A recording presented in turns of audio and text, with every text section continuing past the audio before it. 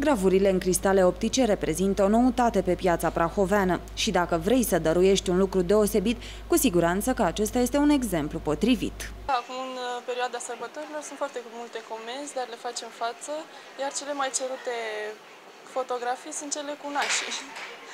În prezent, peste 10 persoane solicită zilnic astfel de holograme. O gravură în cristalul optic nu este la îndemâna oricui, însă banii merită investiți, mai ales pentru ocazii speciale. E o idee nouă și sunt foarte entuziasmați de idee. Le place foarte mult. E ceva, adică e un lucru care se rămâne pe viață, nu e ca o fotografie care se deteriorează în timp, se îngălbenește, se rupe. E o amintire foarte frumoasă.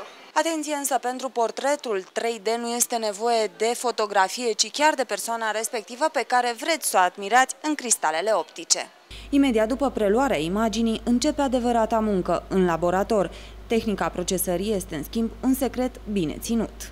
Prelucrăm imaginea, care durează un pic mai mult, pentru a finisa modelul. Cam cât timp voi?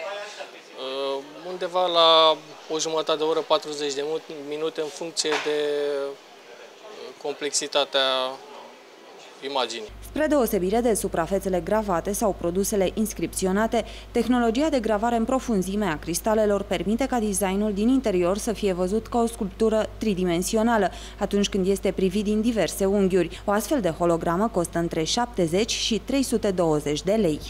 30 de minute, atât a durat ca acest cristal optic să fie gata și, după cum puteți vedea, a meritat așteptarea. Laura Calciu, Alfa TV.